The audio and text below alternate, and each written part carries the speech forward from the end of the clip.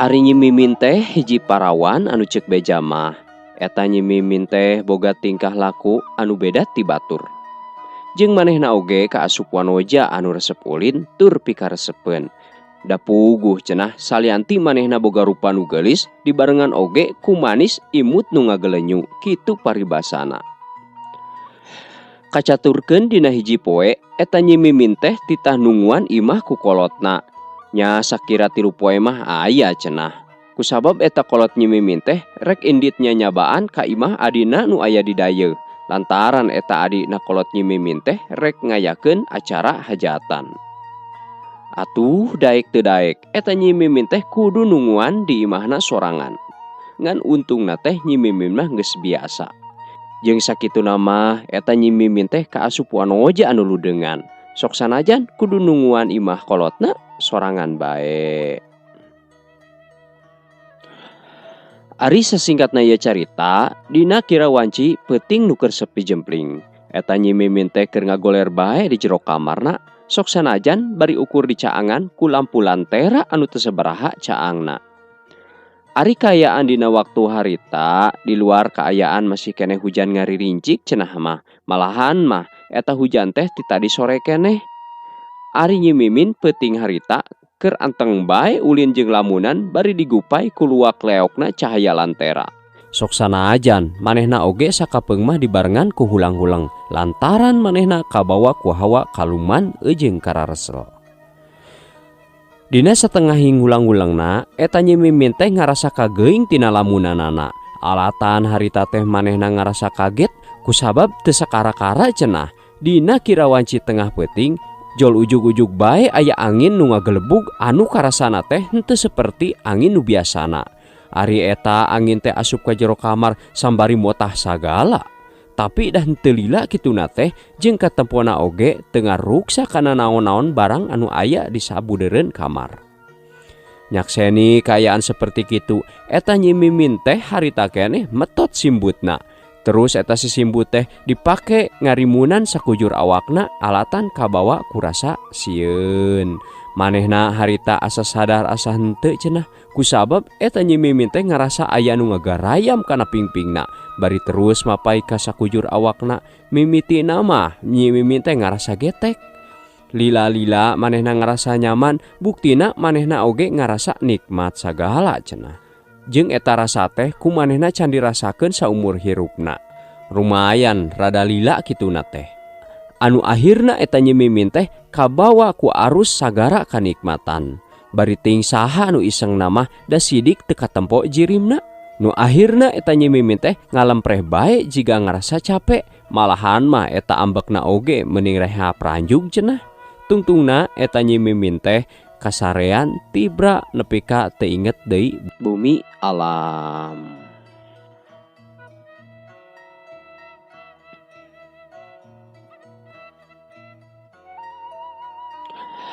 Sasingkatna ieu carita kira-kira wanci isuk. Di luar sora manuk geus cing rarecet, hayam jago oge geus cing kongkorongok.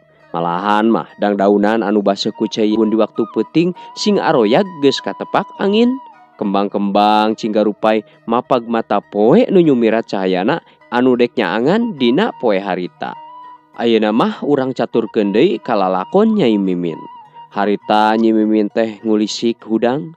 Harita mah awakna teh meuni karasa nyareri. Kolesed manehna lalaunan turun tina eta ranjang barang rek ngalengkah karasa rada nyeri. Pas pisan di bagian kahurmatanana. Atuh Nyai Mimin oge kaget jol ngahulang sajongjongan mah. Nginget-nginget naon perkara anu geus karandapan tadi peuting.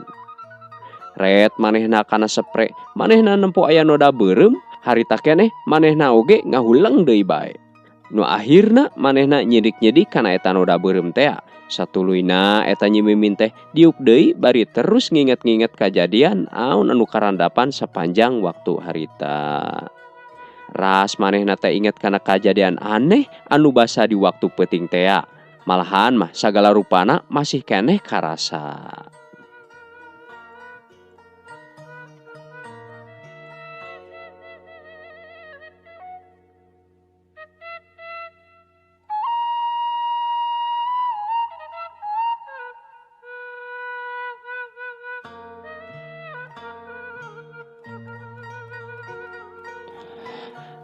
Dina ngahulang jentulna, eta Nyi Mimin teh manehna mikiran hiji kanikmatan anu moal bisa digambarkeun ku naon bae cenah.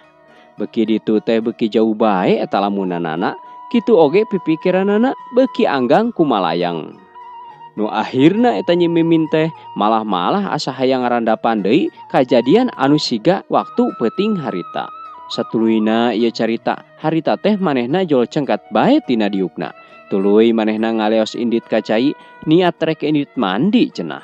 Nya harita keneh pakeanana hiji-hiji dibukaan.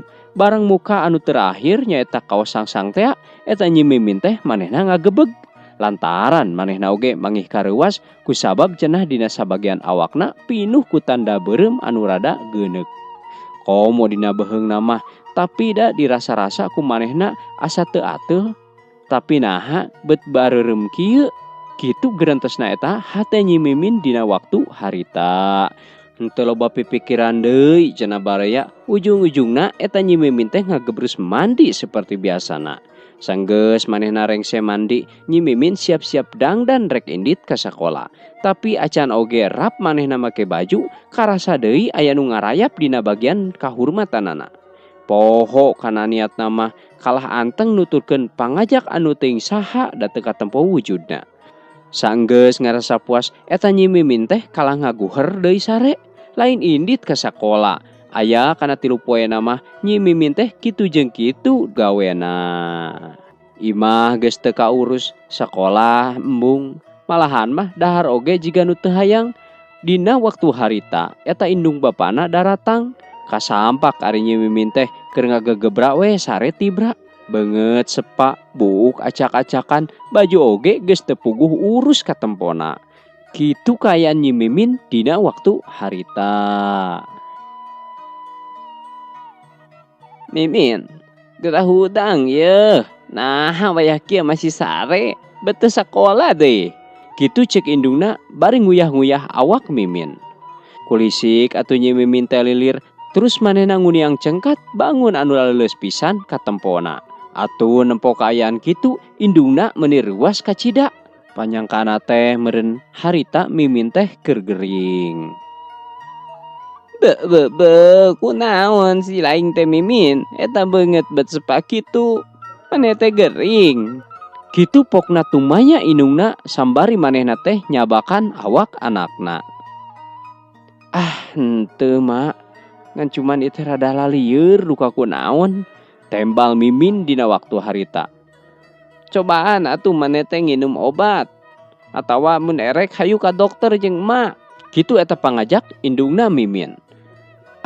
Teu kedah mak, kege damang meureun. Syukur atuh mun kitu mah. Ieu mah bisi katutuluyan we. Nya sok we atuh ayeuna mah golerkeun deui. Kitu eta pagalontrenganana Mimin jeung indungna dina poe harita.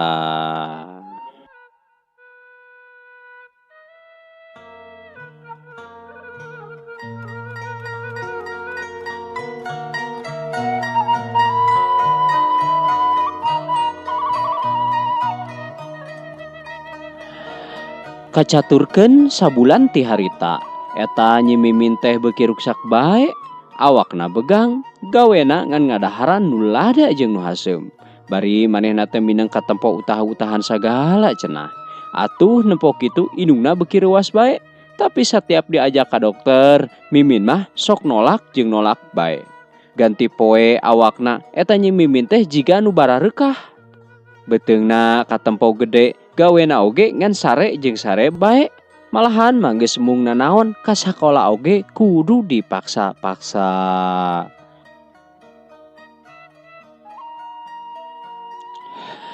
Ayeuna mah urang kocapkeun bae dina hiji peuting.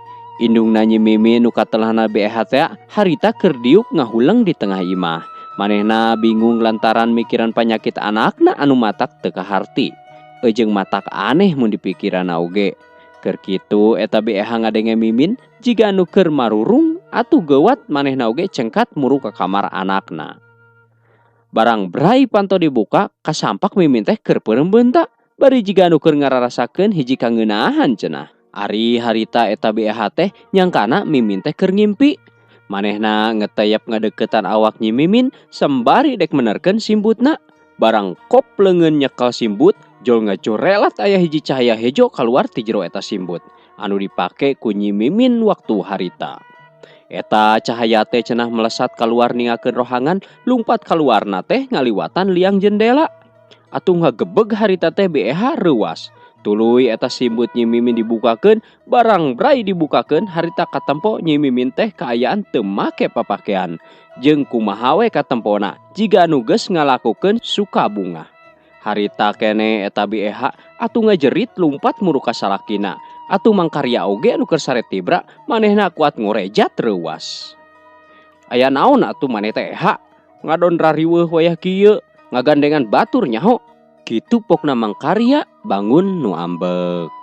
Saterusna ieu carita, harita keneh BEH oge ngalalakonkeun perkara naon anu katempo ku manehna dina waktu harita. Nya mangkarya ge atuh jadi bengong ngadengikeun kitu mah. Sambari manehna nuluykeun deui caritaanana. Teu bohong maneh teh ha. Ih ari bapana, nya keur naon kuring bohong. Atuh henteu lila deui eta maranehna teh nu duaan nyamperkeun muru ka kamar Nyi Mimin. Anu satuluyna BEH jeung mangkarya maranehna ngadonunguan Nyi Mimin tamat cenah nepi ka isuk. Malahan mah eueuh nu sare sakerejep oge. Sanggeus jajab ka wanci isuk, eta Nyi Mimin teh dihudangkeun ku indungna. Terus dititah ka cai, sanggeus rengsena balik ti cai, eta Nyi Mimin teh dititah sina siap-siap rek dibawa ka dokter. Sok sanajan keukeuh eta Nyi Mimin teh mung oge nu akhirna manehna ge nurut ka nu jadi kolot. Da sieun cenah bisi kaserang ku panyakit tumor. Teu kacaturkeun kumaha di jalana, nu sidik mah ayeuna Nyi Mimin teh geus pahareup-hareup deui jeung dokter tea. Satuluyna manehna dipariksa ku eta dokter, malahan mah eta dokter ge bangun nu rada ngahuleng sajongjongan mah. Terus harita keneh eta dokter teh ngareret ka BEH, nu kabeneran BEH oge cenah milu ka jero ruang pamariksaan. Da manehna ge hayang yakin cenah mah boga panyakit naon budakna teh. Henteu lila deui eta pa dokter teh tumanya ka BEH. Kieu pokna teh. Punten ibu sateu acana ari tuang putra teh tos nikah teu acan? Teu acan Pak Dokter, malahan masih nyai masih sakola keneh. Kitu jawabna BEH semu gempeur. Oh teu acan. Kieu nya ibu, kanggo ngayakinkeun naon wae panyawatna, mangga upami tiasa mah tuang putra teh piwarang kaluar heula. Atuh bili bade mulih nya, mulih heula ge teu sawios kitu. Tah hangkeun ibu mah pas sore ka dieu nyaliranya. Bari sakantenan nyanak cai ka hampanganana pikeun ngayakinkeun panyawat naon anu dirandapan ku si nyai teh. Tah kitu panginten ibu ayeuna mah. Nya harita keneh BEH ge ngaungekeun tandahing manehna satuju kana saran ti dokter tea. Nya nu akhirna eta BEH jeung Nyi Mimin teh ningakeun eta ruang pamariksaan.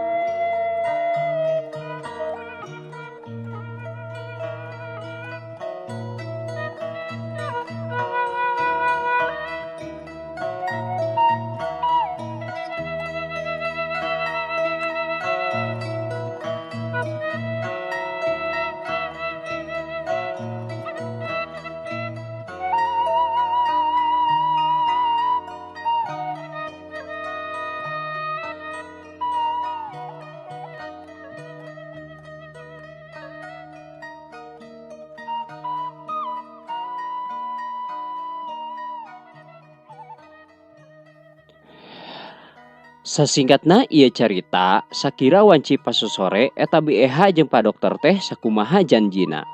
Harita urin nu dibawa ku BEH teh dipariksa ku hiji alat anu kawilang canggihna. Sanggeus beres ditalitina eta dokter balik deui ka ruangan pamariksaan. Bari mawa hasil positif urin Nyi Mimin teh. Hapunten ibu, salaresna mah tuang putra teh sanes teu damang biasa. Tapi rupina anjeunna teh salaresna mah nuju ka kandungan ieu teh. Malahan mah tos bade lebet ka 2 sasi. Kitu cenah hasil panelitian pa dokter teh nu katarima ku BEH waktu harita. Atuh harita keneh BEH oge jol ngagebeg lantaran manehna teu percaya jeung asa pisan cenah dibentar gelap tengah poe ereng-erengan. Teu lila tidinya awakna laleuleus asa teu aya pisan tangan pangawasa.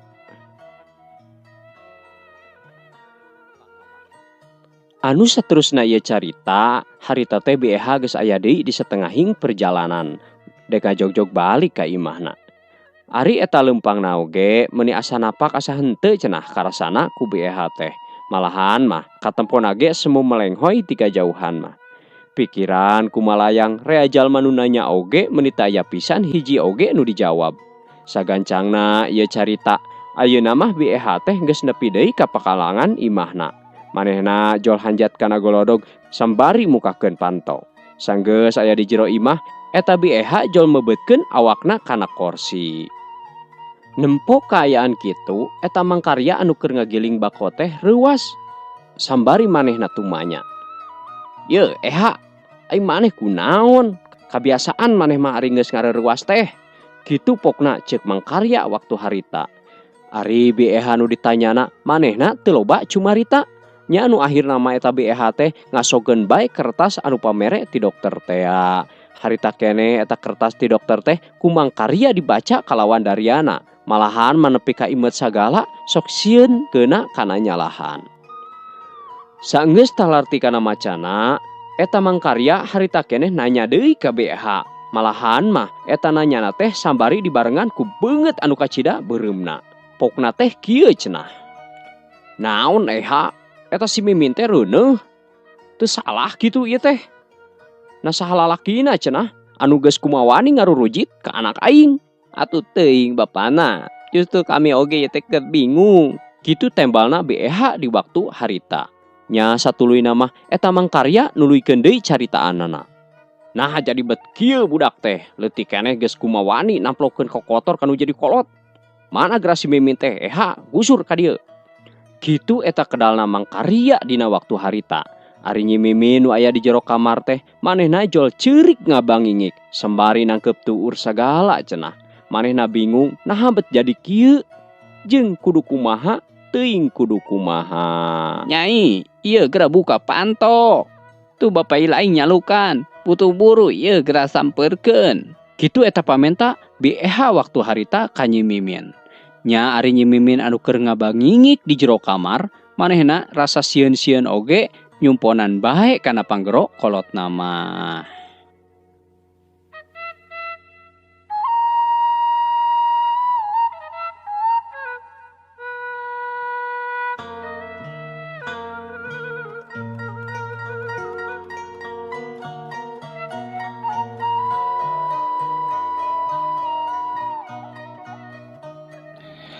Ari sasingkatna ieu carita, harita teh Nyi Mimin geus aya di hareupeun indung bapana.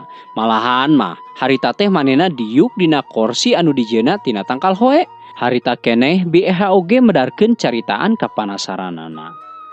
"Ya, Nyai, kumaha ieu teh lalakon nu sabenerna? Mama asaku sedih ngadengen oge. Asa percaya teu percaya, Mama." Kitu eta pokna BEH nanyakeun ka panasaranana. Malahan mah nanyakeunna teh di hareupeun Bahtaria. Ari nu ditanyana malah ngahuleung bae.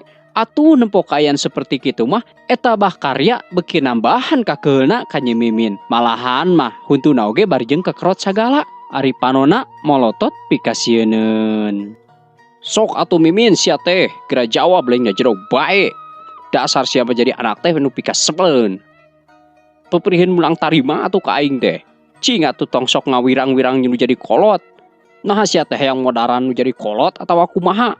Kitu pokna eta Bahkarya bari jeung meak-meakeun ka Nyi Mimin. Ari Nyi Mimin nu ditanyana beuki bingung wae naon anu kudu dibejakeun ka indung bapana. Nya nu akhirna mah eta Nyi Mimin ngajawab saguluyurna. Pokna teh kieu cenah. "Duka tuh Abah, Mimin sorangan wae teu harti. Naha bisa kieu? Komo deui Abah jeung Emak nanyakeun saha lalakina. Mimin mah ngalaman bobogohan ge teu pernah." Kitu pukna eta Nyi Mimin ngawaler indung bapana kalawan saujratna. Sambari manehna teh tungkul ari pipina baseuh ku cimata. Ngadenge jawabanana seperti kitu, eta Bakaria harita keneh beuki murka bae ka Nyi Mimin teh. Atuh sadar teu sadar eta Bakaria teh harita keneh jol ngajenggut buukna Nyi Mimin sambari manehna teh nyarita anu nadana tarik pisan. Nah si laing teh nganggap bodoh ka kolot teh Mimin. Lamun lain ku lalaki atuh kusaha deui, piraku maneh reuneuh ku angin. Kitu kocapna Mang Karya waktu harita.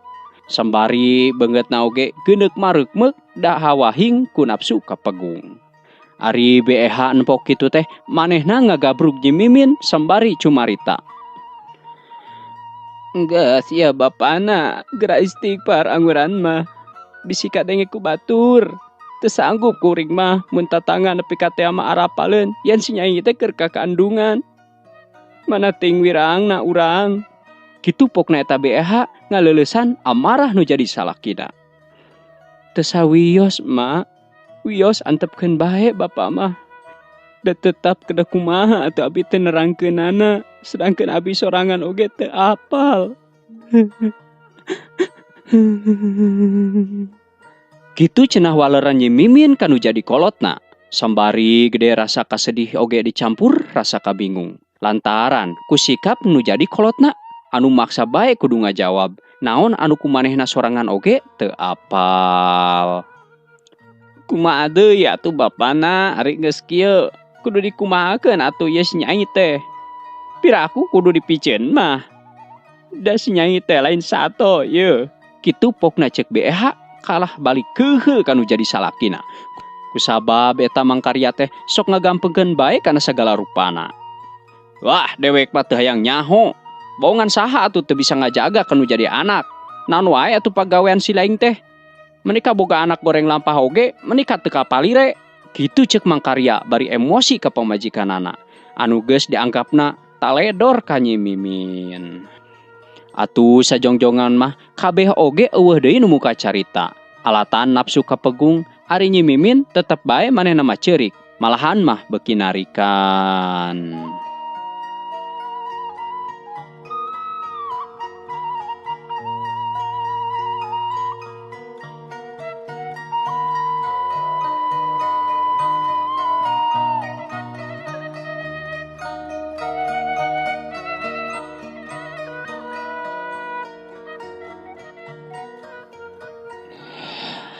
Harita beurang geus kaganti ku peuting, poe kaganti ku minggu, bulan oge geus dek kaganti ku taun.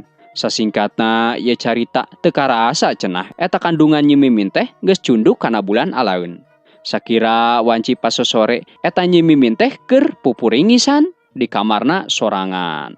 Beteungna karasa nyeri ayeuna mah, cangkeng oge geus karasa panas. Sajiga-jiga eta budak teh dek sabrol-broleun. Beuki lila asa beuki nyeri bae anu dirasa ku Nyi Mimin teh. Atuh kapaksa najan era-era oge eta Nyi Mimin teh gegerowan ka indungna.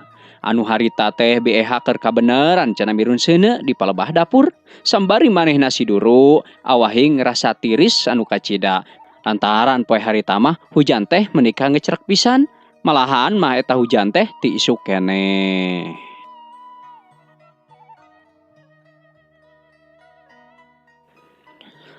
Mak, ka dieu mak, aduh, Gusti Nu Agung, kumaha aya kuring mak. Kitu eta nyalukanana Nyi Mimin ka BEH waktu harita. Ari BEH teh ngarasa kaget manehna teh, lantaran ngadenge anakna nyalukan ku nada anu semu katunggaraan. Atuh teu lila deui eta BEH teh gura-giru asup ka jero kamarna, dek nepungan anu jadi anakna. Aya naon ye Nyai nyalukan ka emak? Boa maneh mah geus karasa beuteung. Tuh Gusti Nu Agung ik bapana eueuh deui.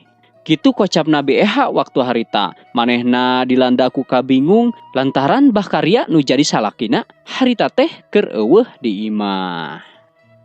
Nempo kaayaan Nyi Mimin anu beuki dieu teh beuki ripuh bae, eta BEH harita beuki bingung bae. Lantaran manehna dek kitu kumaha, dek kieu oge kumaha. Manehna bingung pisan ku pilampaheun. Nu akhirna sajongjongan mah manehna ngahulang jentul jika nu kena ku tenung. Kitu cenah baraya, mangga atuh aya nama urang ngaso heula.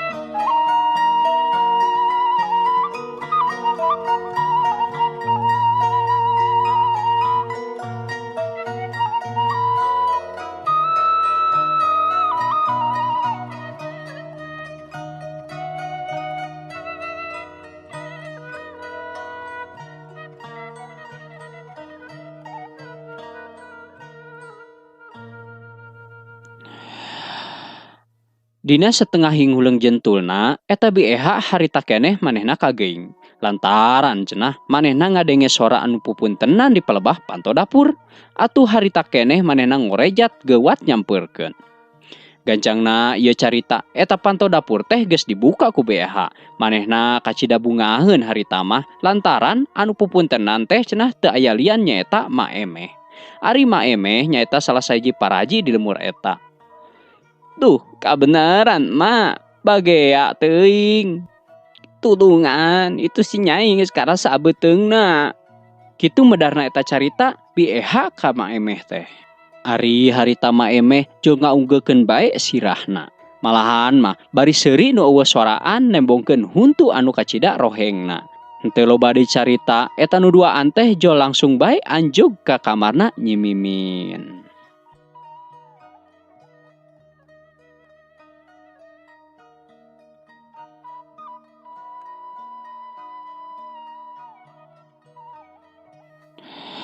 Padahal museg harita dipikir heula ku BEH. Eta maparaji teh apal ti mana mun Nyi Mimin geus karasa beteungna. Salian ti imahna anu rada jauh, atuh ku logika oge geus kapikir ari imah maparaji teh kacida jauhna ti lemur eta. Komo deui kaayaan dina waktu harita teh keur hujan kacida badagna. Saha nu dek kabejaanana? Meureunan geus kitu we caritana. Ayeuna mah urang caturkeun bae carita BEH jeung Ma Emeh anu keur aya di jero kamar Nyi Mimin.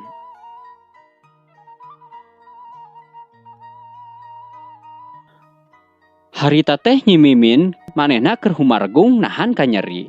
Ari Ma Emeh manehna ngabener-benerkeun posisina nu sakumaha biasana. Sambari manehna teh nyarita. Sok Nyai keras siapkeun tanaga nu gede.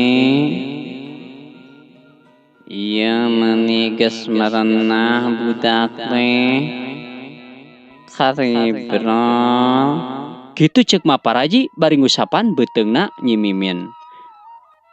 Duh, Mak. Nyeri, Mak. Sing kuat, Nyai. Ieu. Kitu pokna eta BEH nembal ka Nyi Mimin. Tekungsi lila Nyi Mimin ge ngahinta berjuang antara hirup jeung maot. Sangkan jabang bayi anu aya di jero beuteungna salamat lahir ka alam dunia. Tekungsi lila jol guar teh sora orok kadengena awor. Dibarengan ku ngaguruhna sora angin anu ngadadak motah. Dibaturan ku sora gelap jeung guludug anu harita silih patembalan. Jol gujrag eta orok teh lahir gumelar ka alam dunia. Satuluyna ieu carita, harita teh BEH oge milu nyakseni kana lahiranana eta orok. Nu dirasa eta ku BEH teh lain atoh, tapi manehna ngarasa ruas anu kacida poharana. Sanggeus manehna nempo kana rupa orok anu aya dina leungeun Ma Paraji. Astagfirullahaladzim, Gusti nu Agung, cocoba naon deui ieu teh. Nah budak teh bet kitu-kitu teuing. BEH setengah ngajerit maratan langit bakat ning kurewas. Lantaran nempo eta jirim orok teh henteu seperti orok-orok anu umumna. Ari harita mah Nyi Mimin teh keur ngararempreh we sambari manehna ngararasakeun kacape. Tuluy manehna teh ngareret ka belah katuhu jol gebeg harita keneh manehna teu percaya kanu naon nu ditempona. Nu akhirna eta Nyi Mimin teh panonna molotot sambari ngahuleng tandahing kurewas. Ayeuna mah urang kocapkeun ka Maparaji. Harita Maparaji mah nempo kaayaan budak seperti kitu teh henteu jiga kaget atawa sieun. Malahan mah manehna teh kalaka jongjon we ngurus eta orok bari ngahariring sagala. Ari sorana ngirung pika keungeun mata kukurayeun bulu punuk. Eujeng teuing tembang nanahaun cenah anu dinyanyikeun teh. King anak jiwai anak kuring jiwaki anak kuring. Gitu pamit lepat mah baraya nyanyian eta senandung Maparaji.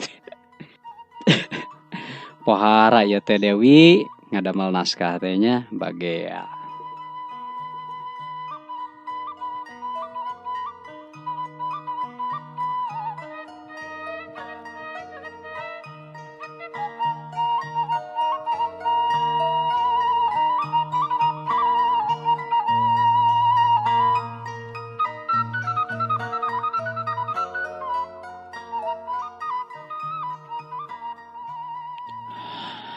Kacaturkeun di luareun imah, harita hujan geus mimiti raat. Angin oge geus teu kadenge motah deui cenah. Komo kilat jeung guludug geus simpe bae diampihan ku nu bogana. Ayeuna mah eta orok teh geus dibungkus ku samping kembat, meuni buni pisan cenah mah. Terus eta orok teh digolerkeun di gigireun indungna nyaeta Nyi Mimin anu masih keneh molotot kosong. Bangun nu teu percaya kana tetempoanana. Joras we manehna teh inget kana tetempoanana anu basa nembongan dina waktu peuting-peuting anu ka tukang. Jol pirigidig harita keneh manehna ngabirigidig sambari manehna malik nukangan eta orok anu dilahirkeunana. Sanggeus beres kana tugasna, eta Maparaji teh rek balik cenah. Setengah teu sadar oge, eta BEH jol ngaunggekeun bae. Bari jeung manehna teh teu ngomong naon-naon. Seolah-olah bibirna teh kakunci cenah. Atuh harita keneh leos Maparaji teh balik niakeun eta patempatan sambari manehna nembongkeun paroma anu pikasieun malahan mah dibarengan ku seuri anu matak pika keungeun.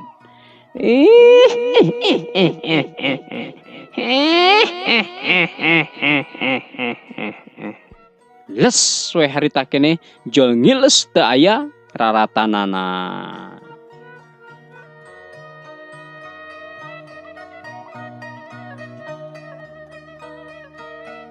Dina sakirawanci jam 8 peuting, harita teh mangkarya datang. Malahan mah harita teh bajuna meuli jalali brug. Awakna mencicit lantaran manehna kabulusan cenah. Nempo kaayaan salakina seperti kitu, eta BEH jol bae ngasongkeun anu kanu jadi salakina. Tapi eta paromana BEH katempona teh jiga setengah teu sadar. Nempo budi pamajikanana seperti kitu, eta mangkarya teh teu loba deui carita. Jorap bae manehna nampanan anu dibikeun ku BEH teh. Tuluy eta si anuk teh ku manehna dipake ngegaringkeun sirah eujeng awakna. Satuluyna ieu carita, harita teh mangkarya geus beres ngagaringkeun sirah eujeng awakna. Tuluy manehna teh medar caritaanana ka BEH. Yeuh, mana? Kunaon aya si laing kalah hulang-hulang kitu? Lain atoh salaki balik teh.